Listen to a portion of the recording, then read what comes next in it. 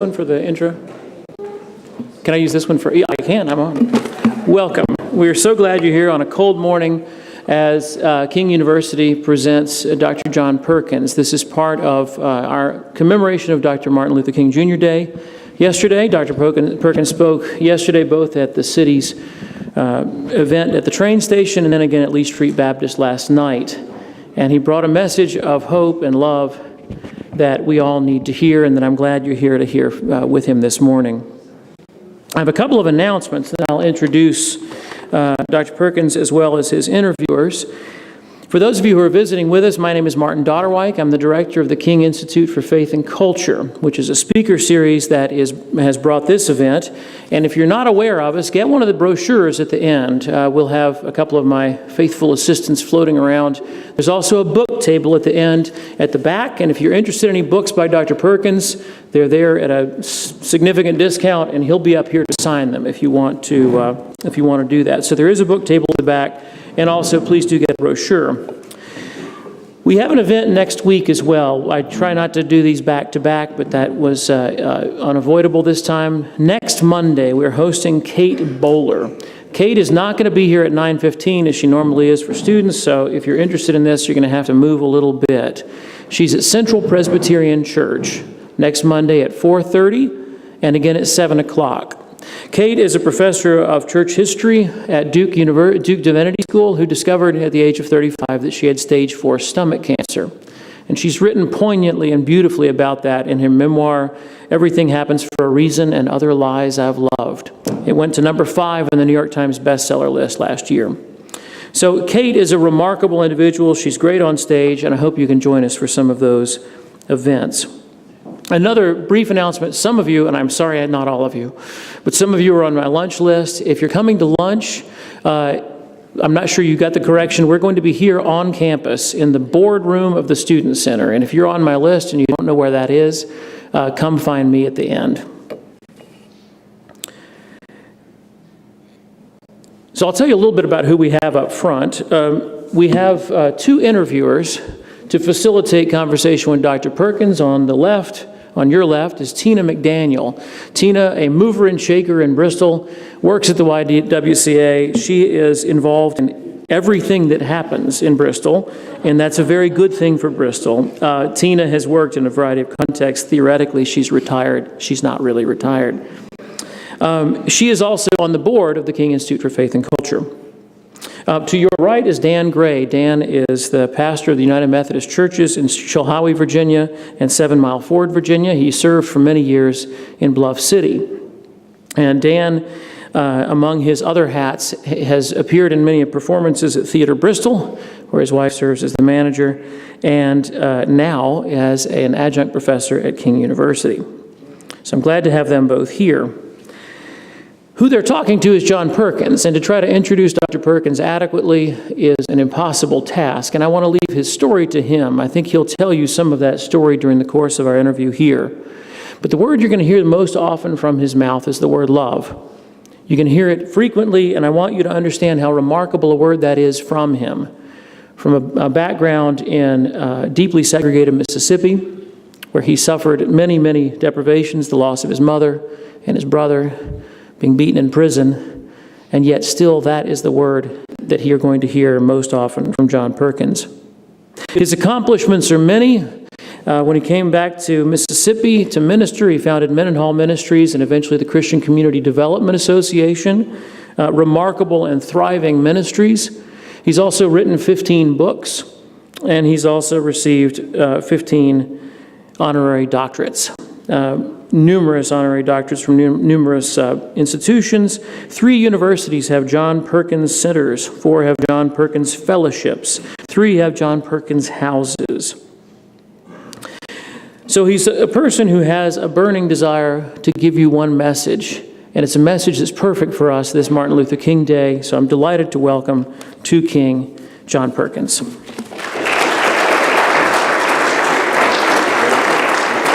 it working? Can y'all hear me? Is it working? Is the speaker working? Okay. Well, you really affirms my own individual human dignity like I want to try to affirm yours. It's the best I can say. Of us being here together, attacking the basic principle of the gospel. The issue of humankind is that we was created in the image of God and have inherited dignity. The American Constitution puts that in the best words that ever been put in human language. We hold these truths to be self-evident, that all humankind is created equal and was endowed by their Creator with certain rights. Chief among those are life. We asking this stupid question, whose life matters? Insane, dangerous. It's like playing with an atomic bomb. That's God's best expression of himself. I'm the way, I'm the truth, I'm the life. He blew into man's nostrils a breath of life. He kissed life into being. His love for us is undeniable. Dying for us is not quite expressing it enough. He kissed us, and life came. Asking pro-life or all kind of life is a stupid question. It's dangerous.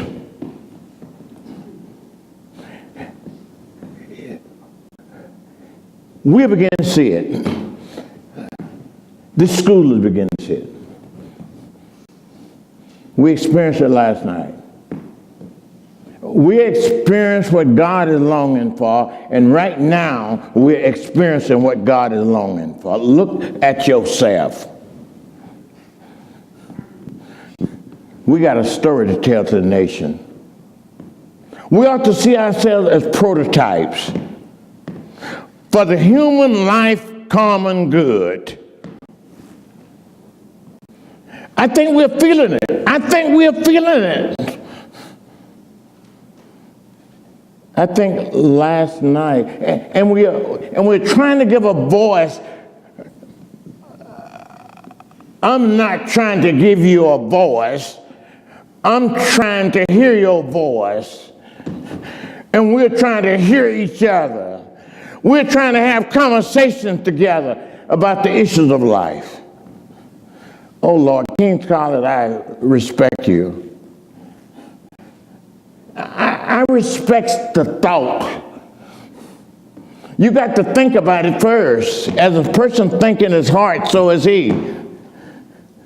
We got to think about it first. And so I just want you to know, I'm not coming here to make nobody mad.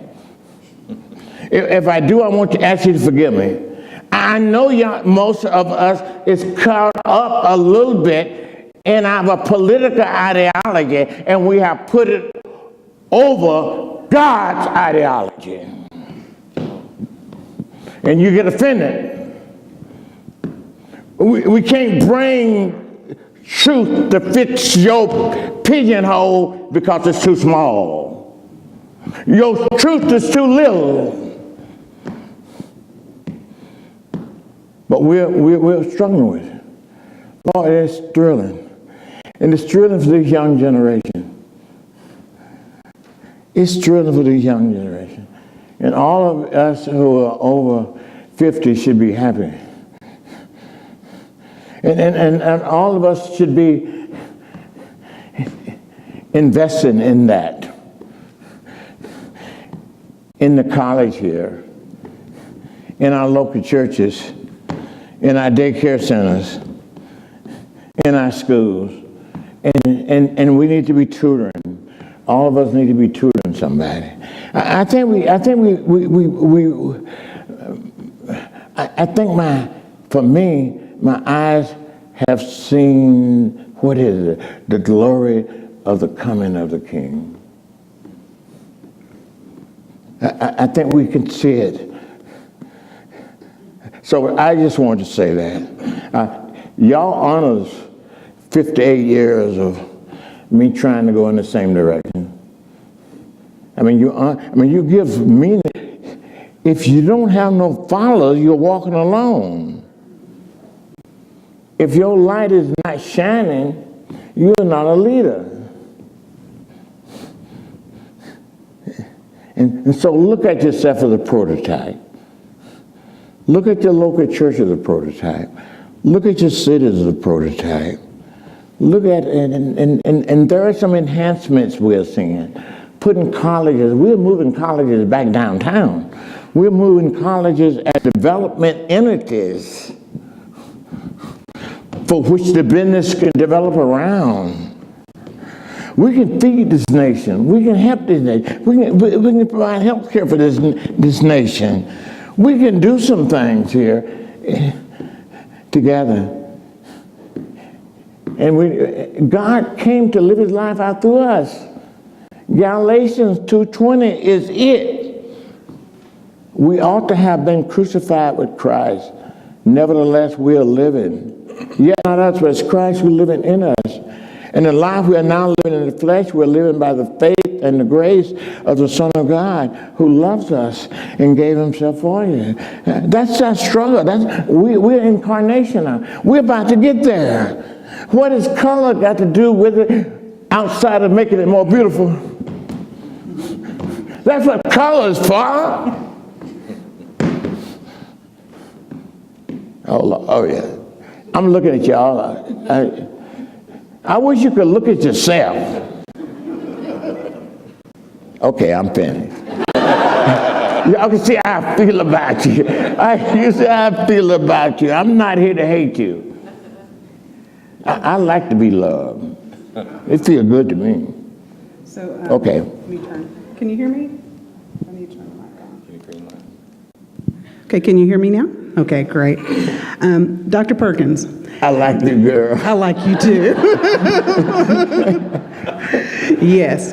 We have a lot of students here who probably have not heard about your history and, with your mother, your brother, what you experienced whenever you were in jail in Brandon. Could you just share some history so that students will know a little bit about your struggle and how you've gone through some things? So could you share that? Yeah. I guess I would like to start with my mother, because that's my passion. As I have got old and I came to know Jesus Christ, I think that's where my passion flowed out of her. And my mother died when I was 7 months old, and we was sharecroppers in Mississippi. That was the extension of the slave system until 1954.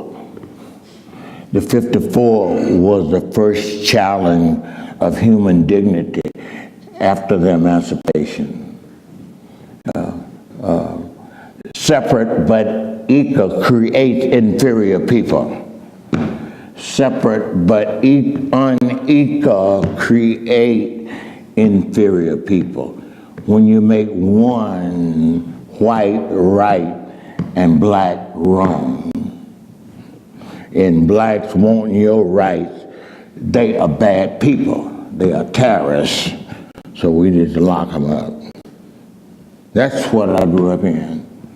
I grew up in an era where white folks had convinced black folks that they was inferior and was trying themselves with their gun and sheets over their head, the poor white one, to claim equality with the rich one, but seeing that their whiteness was better than all those other blacks. That's what it was. We accepted that as the law. And so I grew up in it.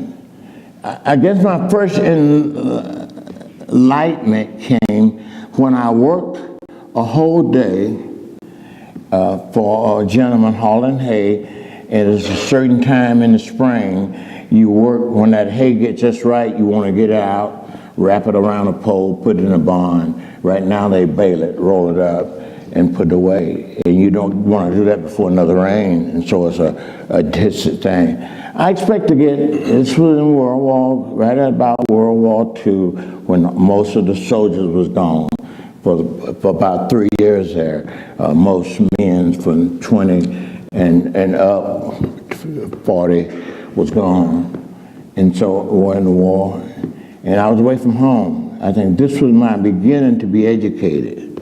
This is when I began to be educated. To be educated is to understand what is going on around you, and then able to get some skills or something to process that. That's called now technology. You turn your knowledge into technology, and you can process what's going on around you. You can manage something. You can make something work. And I thought I could do it with my energy, my hard work to start with. So I expect to get about $1.50 for a day's work. That's what black folk would have got that time. At the end of the day, this man, I couldn't go in through the front door. We had to go to the kitchen. And so I remember in that kitchen room, and he was paying us, and he gave me a dime and a buffalo nickel. I didn't hate myself. I didn't know my black was a liability. I could play ball. I was active, and so I didn't know. And so he gave me 15 cents. I wanted to throw it on the ground. I mean, he had confronted my dignity. So why didn't you throw it on the ground? If I would have thrown it on the ground, I'd have been a little smart nigger boy. I'd heard that. There was some little smart nigger boy on the streets there. And he might have spoke to a white girl the wrong way. And they took that nigger and hung him. That was the environment. And so I took it. But I asked the right question. See, education is asking questions. That's about what Jesus did when he was on earth. He was God on earth. He asked questions and told parables so you could understand them. If you don't have enough creativity to ask the question about the pain and the agony around you, and answer with why not? Why not? In my community, they say we can't change it because somebody won't let us. That's slavery.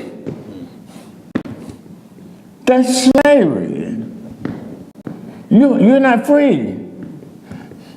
You're free to ask questions. You're free. That's what a scientist is. He's looking for the answer to questions. I asked the right question. We got to teach people how to ask the right question in relationship to the problem. We are programming it. We are creating a program before we know the answer to the question. We're not to get the answer to the question. We are injecting people with adrenaline. If you move too fast, like I'm moving, they would give me some adrenaline to slow me down and calm my mind. Okay, so I asked the question, what do this, when he gave me the 15 cents, I became a capitalist. I became an economist. I said to her, what does this man own? I don't own. What do you own? The music? He owned the wagon, he owned the hay, he owned the field. All I had was my needs and my wants and my labor, and I had no control of it. That's slavery. And I said, well, I have to get what he got. I got to get me the mule, the wagon, the hay, and the field. And then I got to give people a livable wage. I almost thought of justice. I almost thought that I had a concept of justice. Justice is an economic issue. Justice is a stewardship issue. It tells us who managed. This is a lie thing to tell you. Give people a fish and they'll eat for a day. Teach them how to fish and they'll eat for life. That's a lie. Whoever owns the keys to the pond tells people when to fish.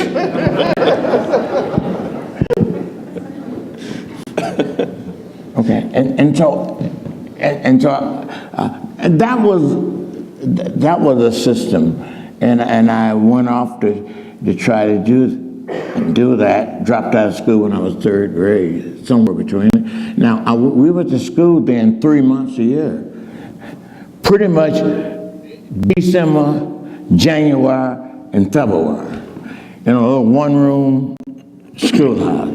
Now that's the sharecroppers. The ones who escaped a little bit was those blacks that had dug up enough stumps to get and buy some of that land that was worth $1 or 50 cents an acre, and they bought some, and that was the little black communities. They was spotted around the people. That's why they built a little schoolhouse, and those kids would go. We was out down on the plantation. We had to walk.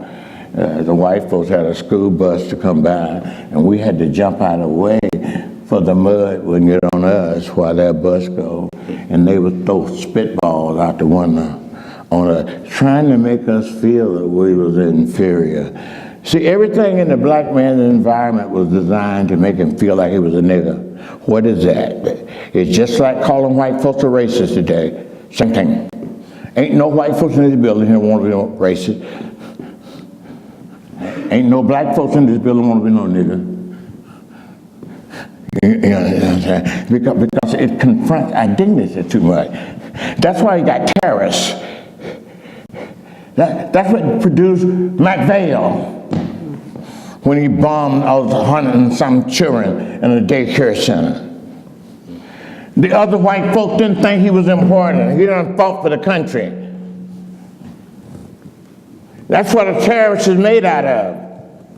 A terrorist is when their dignity is confronted and they can't do nothing about it. Yes, I like my guy. Give me liberty or give me death. I wonder what would have happened if a little black kid out there would have said, me too, me too, me too. And that's what a terrorist say. That's what a terrorist say. But we got to find ways to affirm this human dignity.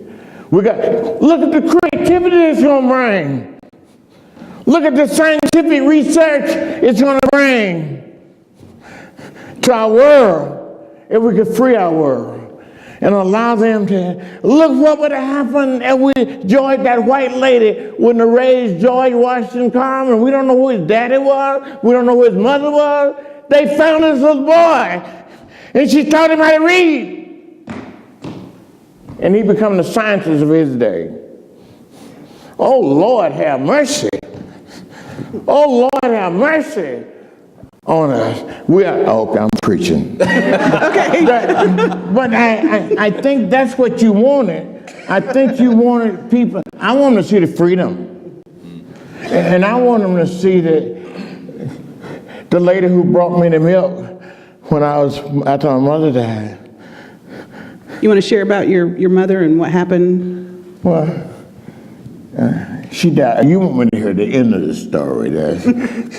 My mother died, and I'm a third grade dropout.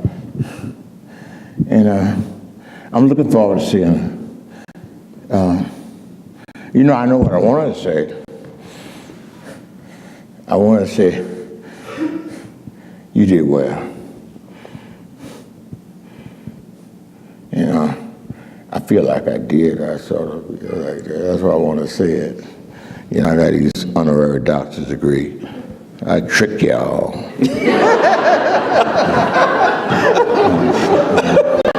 I want to say that.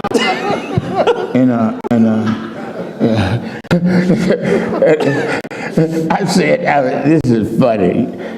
I shouldn't say this at this university. The other day I was speaking to these rich people on the top of the building, on the conference room on the top of the building. The whole top of the building was a conference room.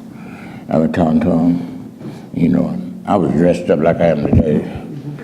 And I'd come in my little my little black Cadillac my friend gave me. And so I was feeling good about myself. And I'm giving a lecture to these people. And I'm telling the same story. She gonna say, you did well. You did well. Then she gonna nail me. What did you do for people like me? I had all this stuff. I got the stuff. I got this stuff. But what you do for people like me? I won't tell you all about it. I spoke before the McGovern Nutrition Committee that caused him to get a candidate for the Democratic Party. He didn't get but a few votes. But he made himself famous by pointing out hunger in this country. I testified before it. I told him about my mama. Out of that came the WIC program. The WIC program. I said, Mama, we can't do everything, but we can do something. Use what God gave you at the crucial time in your life. Enter into the passion of other young people. And that's where the success is at. That's where the success is at. Only what done for the masses of God's people will last. This little life will soon be past. My little Cadillac is going to wear out. They're going to lose these honorary doctorate degrees somewhere. Dr. Perkins. Okay, I'm preaching now. I'm over preaching. I don't want to stop you preaching, man. We like it. I like you guys. We like you too. Dr. Perkins, part of your story that I find so profound is the story of the tragedy of your mom dying from a preventable disease, a nutrition deficiency. And then there are other sufferings and hardships and tragedies that you have experienced, particularly in your earlier years, including the death of your brother, who, as you tell the story, was fighting in Europe for our freedoms, and he comes home after World War II, and within 6 months, he's killed by a white man in a racial incident. Right. And so you leave Mississippi bitter and angry, and you said you hate the white people of Mississippi, and that you had a lot of hate and bitterness in your heart. And at the time also you believed that the church, your family wasn't active in the church growing up, and you believed the church was an institution that oppressed black people, that it was a way that all the important deaths in Mississippi, a white Baptist preacher was involved. The systems of society don't change until you confront the church. Think about that. You have to confront people's religion. And so I'd love for you to talk some about how you made that transition from a place where everything in the world was telling you have bitterness and hatred, and even when you were beaten in that jail, when you came back to Mississippi, having never thought you would return when you were out in California, but you come back. How did you, I mean, what got you from that place of hatred and bitterness and disdain for the church to a very different place where you are today? That place of love. Yeah. Yeah. Okay. Let me go. Of course, Christ came into my life and transformed. But let me give you a little story. This is the value. When I came to know Jesus Christ, I really wanted to be a Bible teacher. And I heard about a Christian bookstore I'd never heard of in California. I was converted in 1957 at a crucial time when the missionaries was coming back after World War II from their furloughs. They came back with a whole different, they were coming back with a new mentality after the war. Colonization had to go. When they left there, it was just a missionary. They would do what they tell them to do. But when they got back after the war, they were saying India for the Indian, Ghana. They were saying Egypt for the Egyptian. They were saying it was a whole different thing, Africa for the African. So I was converted at that time. And a lady, a white lady who had been a missionary 19 years in Brazil. And Brazil would have probably been, even then, the most multicultural nation as a nation on earth. Now, of course, there are many reasons why. And she had been as a missionary. When she didn't go back after the war, she started a bookstore. She was older. And I went in there and asked her about what to read, the Bible. She helped me pick out some books. And then she saw I studied when I was taught. She took care of my study. They call that, what was called that, pathological, whatever it is, that speech therapy. She took care of that therapy for me. She told me I could speak if I thought about what I was going to say and say it. That took care of that. Put my mind ahead of my talk. Know what it is I'm going to say and say it. She affirmed you. She affirmed you. Oh, that boy, she affirmed me. Mm-hmm. But here's what she did. She said the Bible is the story of the incarnation. It's about God. And it's about those people who work with God. She said, you won't know the story until you hold one. It's one story. And it's about the redemption of the humanity.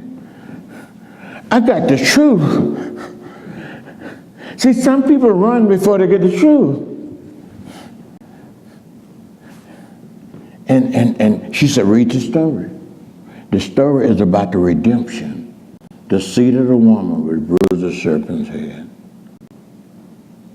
And I started reading the Bible. And I didn't get no far. It was that hard. The older before the other elements and so-and-so begotten, so-and-so. I didn't know what all that about. But I got to Genesis 12 when the language, I could understand it. And that's the beginning of the story. God said, Abraham, get thee out from among your friends, and I'm going to make you. I'm going to make you over again. I'm going to bless you. And I said, I'm a third grade dropout. I'm a bootlegger's family. I said, Lord, would you redeem my name? He redeemed me. I looked back onto the paper and started reading it again. And I got the first meaning of it. And it's like a recorder went off in my head. I've never said that in the public before. And the brain is marvelous. The brain is a beautiful piece of equipment. A mind and a brain coordinated, you got something more. Lord have mercy. They said we use about that much of it. The chairman of my board is a brain surgeon. We've been together for a long time. So he helped me with my mind and my brain, and he do these scans on my head to look at them. And he told me the clutch is slipping a little bit. He said the clutch is slipping a little bit. That's senile. And so look. Jesus came to reconcile humanity back to himself across so-called racial and cultural barriers. My story is that. Oh, people, white folk can't jump. Black folk can't do that. All that stupid stuff, that's dehumanizing humans. And our language is bad, folks. It is. Our language, we got to get a language of love. God is love. He that loves is born of God. He that loves not knows not God, because God is hate, love. Hate is the other side of love. And it's from the devil. And he was a liar from the beginning. Oh, Lord have mercy. We got a story to tell to the nation. Do y'all know we got some good news? We got some good, I don't think people know that. I hate those homosexuals. I hate those people over there. I hate those people. That might not be the life you want to live. It might not be the best life. But let's help them to discover truth. That's what Jesus did. I'm saying something here, folks. Let's don't profile people. Let's bring tolerance back. Tolerance is time and space.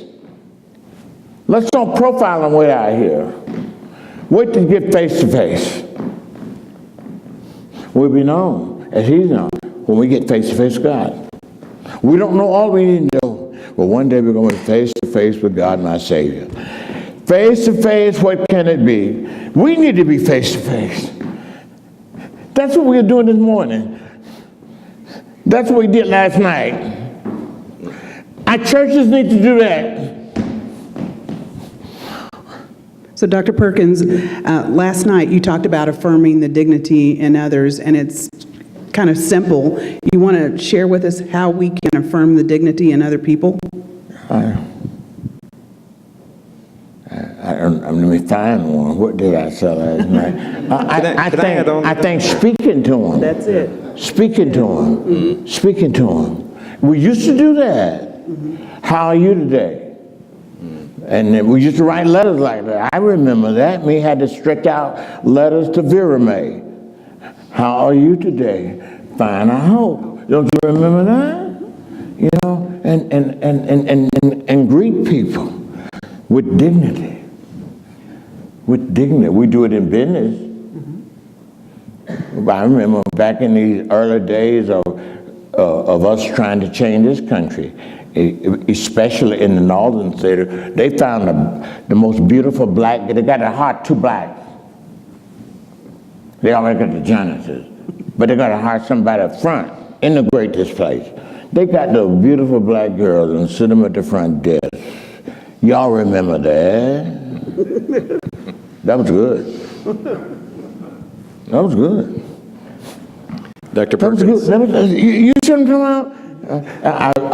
I think y'all got old Mother Hubbard around here somewhere. There's a Mother Hubbard here somewhere. Where is she? And I saw her somewhere talking, and all that she was doing, I said, there go Mother Hubbard. She needs to come over and affirm me today. This is what we're going to do it. That's good. What are you talking about? Don't you like that? I'm just teasing y'all, but this is beautiful. Okay. Dr. Perkins, related to affirming the dignity for all people, in your book, One Blood, you talk about how the scriptures tell us that there's one race, that there's not these multiple races, but that we are all made in the image and likeness of God.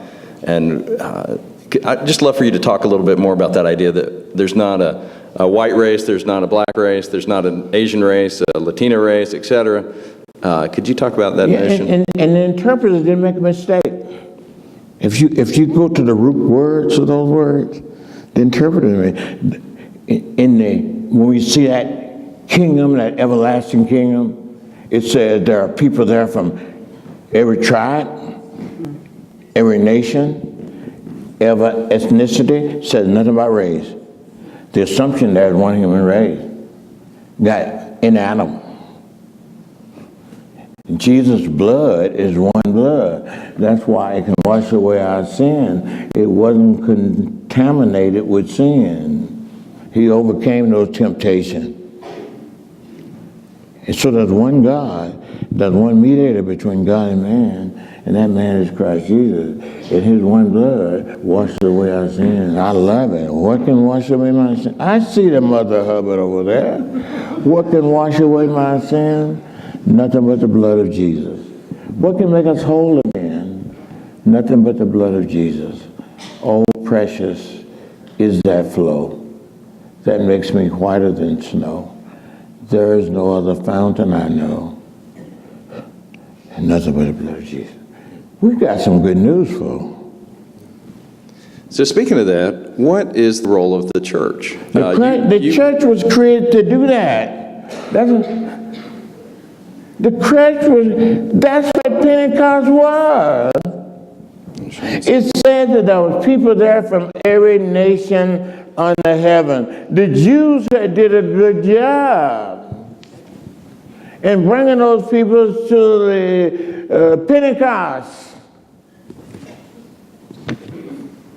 And God reconciled them together.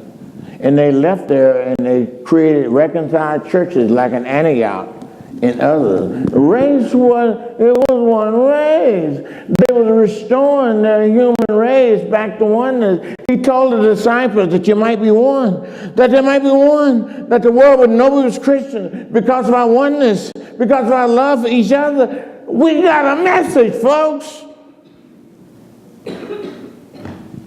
So, Dr. Perkins, in One Blood, on the back of your book, it says, there is no institution on earth more equipped or more capable of bringing transformation to the cause of reconciliation than the church. Than the church. That's what it was created for. Now, what denomination? That's profiling it. You can confuse people. We didn't name it right. And some people have made some good shots at it. You know the one I think made the best shot at it of all? I'm not affirming that church as being the best church, but I'm done. The Church of God in Christ. So what is it that they did? I can't think of nothing no better. They don't live it out. They're all black. They're all black. They stuck.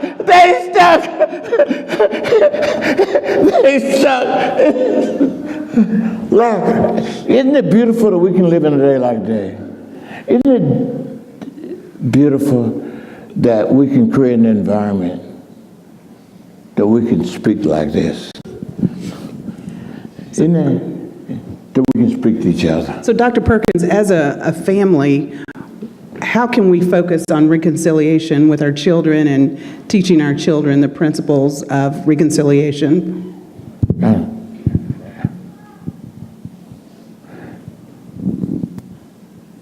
Join a reconciled church.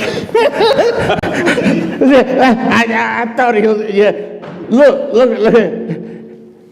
Now you're going to think about, we're going to build this and build this. And let's go get us a program. We're going to get us a program now new, and I just thought of it. It's going to be a program, and then we're going to bring people together to get their children together so they can be reconciled. Wasting money. Wasting money. There are some churches out there that need to be reconciled. Why don't we get together? And all that. The more we get together, the more we get together, the happier we're going to be. For your friend is my friend, and my friend is your friend. What is the chorus? The more we get together. What is the next verse? The more we get together. So let's find ways. And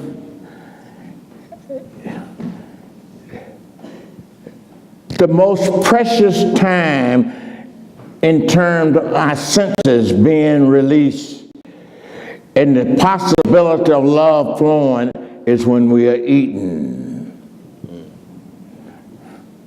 The Lord's Supper is the essence of the way to do it. Because all your senses are open. You smell it, you touch it, you taste it, you talk to each other, you feel it. All your senses are alive. And so he makes that Lord's Supper. And so let's get together. Now, we can't do that if he's got a sign that says white folks sit here and black folks sit here. We are manufacturing something. We are creating something. We are creating a war zone. Oh, Lord have mercy. We had a beautiful time in history. We can do this. We got enough resources that we don't have to take no offering. We don't have to take no offering. Dr. Perkins, I'd like to ask, related to this, you've spoken in your book, One Blood, about forgiveness and lament are important to this process. Could you speak to that a little bit? The getting together, but there should be part of that. You said some lament and forgiveness. Could you say more about that? Yeah, I done discovered. I'm jumping, y'all got to listen, because I'm working on a new book.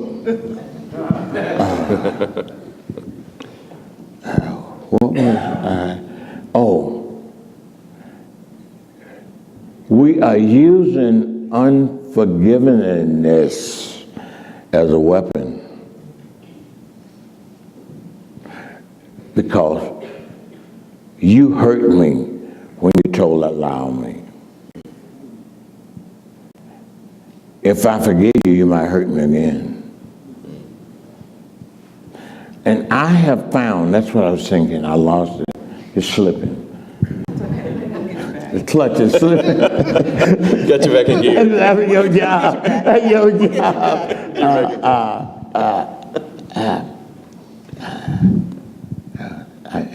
I lost it almost again. Forgiveness. Okay. I had it. I don't forgive you because you hurt me again, and so you hurt me. Now, I know what I was wanting to say. There are two sins that point this out: the sin unto death, and the unpardonable sin. We all know about that, don't you? We'll ask a question about what it is. You don't know what it is. The unpardonable sin and the sin unto death is about the same. It's a sin we don't ask for forgiveness. He came into the world that he might forgive our sin.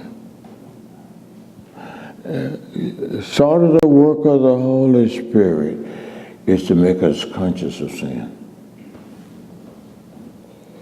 When we get conscious of it, we bear it. It's almost like we are keeping it secret. To prove that the forgiveness is what I've said is true, the thief on the cross. He didn't have time to join the church. He didn't have time to work in the church. He couldn't even been an usher. I mean, but on the cross, he said, Lord, remember me. We deserve what I'm getting. We deserve it. Why you laughing? Why you mocking? You're a fool. This man haven't done nothing wrong. We deserve what we're getting. That God said, Lord, when you come into your kingdom, remember me. He confessed his sin. And the Bible said if we confess our sin, he's faithful and just. That's double talk. Jesus did that sometime. I guess that's what they call that in the language, some kind of one-tonner. What is that called? Double entendre. Double entendre. Double entendre. It means that you're saying two things at the same time. He's saying that he's just and that he's faithful, that he'll forgive you your sin and cleanse us from all unrighteousness. As long as you have breath, you got a chance. As long as you have breath, you got a chance. The only one would be if you don't confess it. And that's what creates this animosity. That's our problem. Somebody asked me last night, kind, wonderful question, was saying sort of like, what about the past? Do we just forget about the past? No. You ought to remember the past for joy of God's love, that he can forgive you. In in the Bible, the prophets was always saying, my ancestors, my ancestors, my ancestors, my ancestors sinned. Why not pull it up? I think it's great to remember your sin so you can know the depths of redemption. When I think about when I cheated on my wife when I first got married, before I was a Christian. Oh, Lord. Vera Mae been my life. She gave me these 8 children and these 17 grandchildren and these great-grandchildren. Lord, I want to remember that she took me back.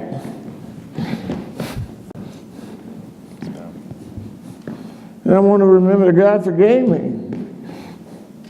And I tell her every day, honey, you're my job. You're my responsibility. You're my responsibility. If I had to keep working, I'd keep working. Oh, Lord, have mercy. Christianity is something. The forgiveness of sin is something, isn't it? Don't we need this conversation, y'all? I don't think we need a public conversation like this. Thank you, President. Thank you, guys, for creating it. This is what the school ought to do. The business community is waiting on y'all to prepare the workers. And they're waiting on us. We need some doctors from here. We need some nurses from here. We need some people from here. Oh, Lord, and let's work together. Community developers. And community development. That's my life. That's my life, community development. Y'all don't know how grateful I am. I just want to say that. Should we allow some questions? Yeah, let's take a couple of questions. Okay. We want to invite you to, we've got a few minutes to invite you to ask a couple questions. And if you can just stand and say them loudly, and we'll share those with Dr. Perkins so everybody can hear.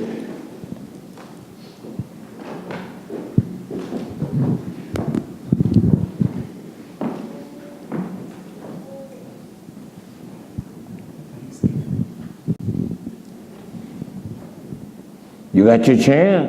I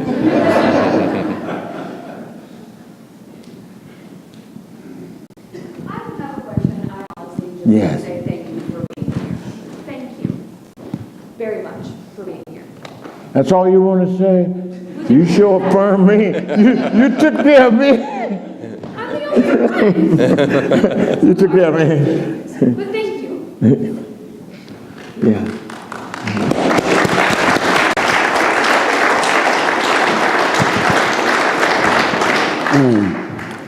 Well, we all appreciate you for coming here, but my question is, you said you dropped out of school in the 3rd grade, so where did you see yourself when you dropped out of school 3rd grade, and now that you went to colleges, you say you had multiple degrees, like, at that time when you dropped out of school, where did you see yourself in the future? Did you ever think you'll be this influent, like have this big influence on people? Okay, it's a long story. Thank you for that. I go quick. I think my uncle, when they went into the military, he did this. He's my brother both. They were the head of the family, but they both went into the military in 42. He had enough insight, my uncle Bud, by the way, he left me an inheritance. He bought a newspaper for us so to keep up with the news.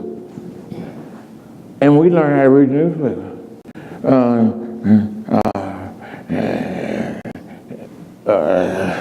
All of it, Bring It Up, Father, Sky King, Dick Tracy, and all of that we learned so we learned to read. Reading is sort of the basis for learning, and I learned to love to read. I still like to read. I read all the time, and I think about what I'm thinking about. When I'm thinking about it, I'm thinking about that.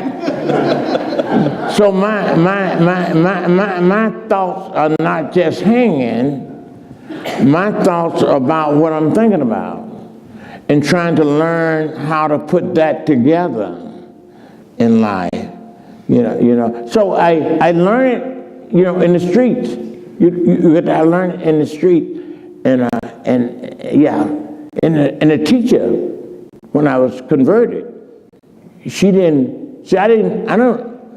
I speak Ebonic. I'm an Ebonic speaker, but I learned how to translate my Ebonic into white folks' English and black folks' English. And in my books, I hire people to do that, to work with me in doing that. And it's the translation. That's what the Pentecost was. It wasn't what they said, it's what they heard. It was translated. You learn some key things in life, and seek out God's calling on your life, and seek out they call it aptitude. What can you do well? And even when you get a job, do your best to learn how to like it. and then learn how to make you self-think that you are doing something for good, common good. And it sort of makes you feel important. And the boss man gonna come along, and he gonna say something to you, and he gonna make it easier for you to go up in that company. And don't talk about your workers around you in a negative way. Don't create a negative environment. My wife did all administrative work. I did all of the personnel work. I don't like for me, at one time I had a lot of people, 100 people I was in charge of. And I'm not talking about a different organization we have organized. And I don't like for them to sit around and talk about each other negatively. I don't want you to talk about your job negatively. These are problems that need to be solved. You got to get some energy. You got to get some passion. You got to find some joy. You got to do some planning. You got to create expectation. We need some fulfillment. I like to go to bed at night if I'm thinking that I accomplished something. In my early days, I went to bed at night thinking about what I got to do next day. I thought about it. So your question is a pivot question, let me say. Your question is a great question. Is a great question. There's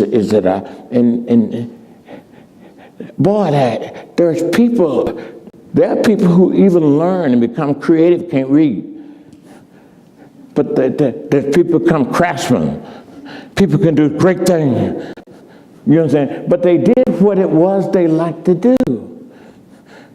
So bring some fulfillment. Don't just wait until you retire to do it. Do it then too. Do those things you didn't get around to doing. You do them now. Keep doing them. And sometimes people take those jobs and market them when they get old. And the kids come along and take it and make something out of it. God wants us to feel fulfilled by creative work. I'm not telling you not to take vacation. Man, I took one this week. I'm living in the nicest hotel in your town. What do you tell me? If they got a 5-star, I jumped that star up a little more. Whatever that star was, I tell you it was good. And the food is good. I want you to know. The food is good. And the rooms are nice. And they thought this thing out. I sit down and rear back in my thing, and they got a whole glass table there in front of me. I can lay my books on. Oh, yeah. Another question. Take one more question, and we'll go. Oh, girl. Dr. Perkins, I know it was God, but could you just, it took a process for it to happen, for you to overcome your forgiveness and your, going through the lament. I know God, did it, but I know it has to take a change in us, and it becomes a process. It don't just happen overnight. So could you just explain to these young folks, and I'm still learning, the process, even with God in our lives? This is fortunate, and this and some other people. Usually it has been the people in my life who become my friend who help me overcome. And I consider friendship as the highest of all human relationship values. A friend is greater than great riches. A friend is a friend all the time. If my friend would kill somebody, I would be at the jail tomorrow morning. And I would say, you went crazy. What happened to you? What happened to you? What happened to you? You know, and I really believe, I'm working on this book, I really believe that First John is the friendship book in the Bible. Friendship and fellowship is the same thing. Friendship walking in the light together. We walk in the light as he's in the light. We have friendship, fellowship one with another. And what I'm saying to you, it is your friend that helps you. It is your friend.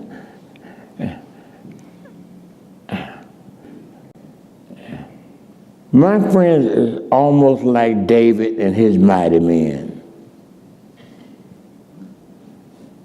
I almost got to be careful what I tell her. You got to learn? Because they'll think I mean it.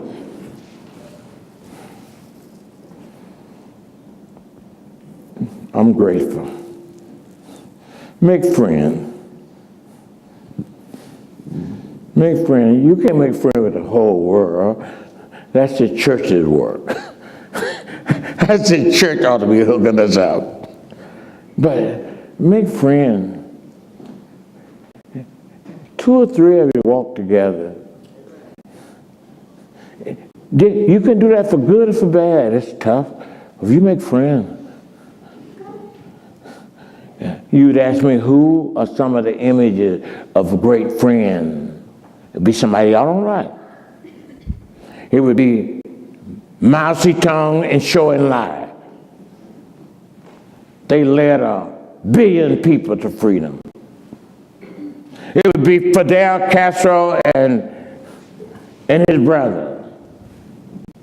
In the most powerful nation in the world, they ruled for 50 years. Friendship is powerful. Speaking the same thing to each other is powerful. God said we got to separate that language. They'll build a tower to resist me. On the other hand, friendship is the most powerful. And so we walk in the light as he's in the light. We have friendship, fellowship, one with another. And the blood of Jesus Christ, God's Son, keep on cleansing us from all sin. Can 2 walk together unless they agree? Can 2 walk together unless they agree? Now, these are powerful questions. Your question, you need help. You need somebody around you. You're not totally motivated. Sometimes my wife had to shake me up. You know, we need each other, folks. We need a friend. What a friend we have in Jesus. All of our sin and the griefs that come from sin, he bears. What a privilege it is to carry everything to my friend. He called me friend. That's my new book. He called me friend. And that's what I want y'all to be, friend.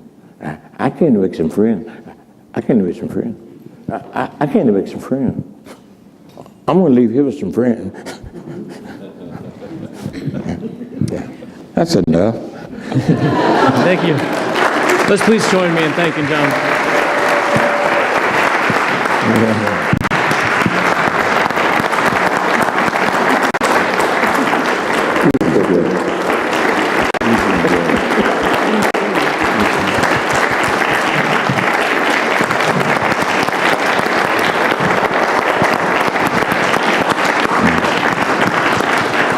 If you want to have a word with John, he'll be up here at the front. There is a book table at the back. His new book, One Blood, is available along with some others. He'll be up here. Thank you.